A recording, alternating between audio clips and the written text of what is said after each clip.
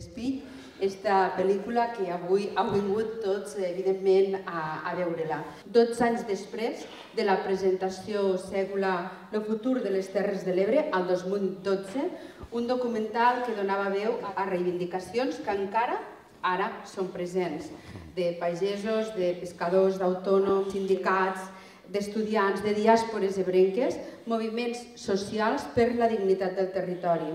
I ara, 12 anys després, torna a la ciutat de Tortosa. Gràcies, era un deute que la ciutat també tenia amb tu i, per tant, al final són fets. Gràcies. L'Espill és la 8a pel·lícula del director ebrenc. S'ha estrenat a 14 sales de cinema este 2023 i ara arriba a Tortosa després d'un procés participat amb el públic, a més d'una trentena de projeccions per tots els països catalans, i també dir que el Centre Cultural Blanquerna ja ha programat la seva estrena a Madrid.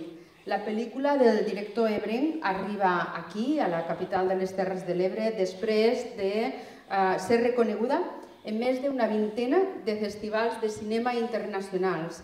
Ha passat per Hollywood, ha passat per Tòquio, ha passat per Amsterdam, també per Venezuela, també per Argentina, per Canadà i també per Suècia, i ha rebut diferents nominacions i premis, i també Argelers a la Catalunya Nord.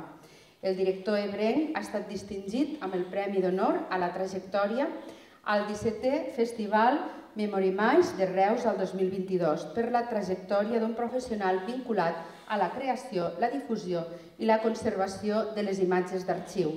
Els seus documents potencien l'ús de la imatge, tracten temes històrics, de memòria i guerra, removent consciències. Treballa per i en pro del nostre país amb destacat caràcter. Mario, quan vulguis. Fort aplaudiment per la regidora.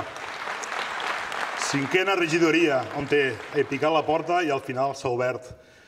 Jo crec que és una nit important per al territori, per a la memòria dels nostres iaios i iaies, per la restitució de la memòria democràtica. Passar pàgina al terror del franquisme, als seus codis encara vius a la nostra societat, és una nit molt especial per a la llibertat d'expressió. Els 12 anys s'han fet molt llargs, us ho dic de veritat. I tot per donar veu als moviments socials, als estudiants que marxàvem i no podíem tornar. En el meu cas vaig tornar per continuar militant al territori. Ja han passat 20 i tants anys d'això i encara estic aquí, crec que no marxaré.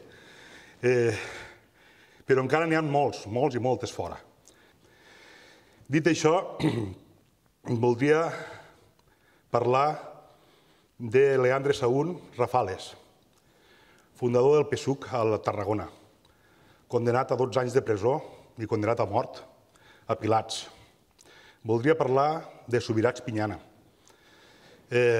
fundador del Partit Socialista, després va ser d'Esquerra Republicana, penso, i també tancat a Pilats, testimoni dels afusellaments de Josep Rodríguez, alcalde de Tortosa, el doctor Sabater, pagesos, pescadors, mestres, periodistes, republicans i republicanes. Són 350 assassinats pel règim, del 39 al 43. A tota Tarragona són 690. No s'ha fet prou. Jo he fet tot el que he pogut a nivell individual, però és feina de tots. Que este sofriment de totes aquestes 690 famílies del nostre territori, un quart de milió quasi bé a tot l'estat espanyol, no sigui viscut en ignorància i molt menys en vergonya, com ens han volgut fer creure fins ara, en silenci. Hem d'empoderar-nos i tornar a ser dignes de la nostra memòria. És importantíssim recuperar la sobirania com a territori, com a país, com a persones. D'acord? D'això va la pel·lícula també, de la importància de la cultura per tombar els murs del silenci i la dictadura, que encara dura. Ens van arrear molt fort el dia 1 d'octubre del 2017. I no em sapigué reaccionar amb valentia. Ho sento, però és la meva opinió. La lluita ha continuat, jo l'he continuat en aquesta pel·lícula, que avui veureu. És una lectura molt personal sobre el que ens ha passat. Espero que serveixi per avançar, aturar tot allò que ens empobreix com a territori i fa rics els de sempre, clar. Els hereus del feixisme.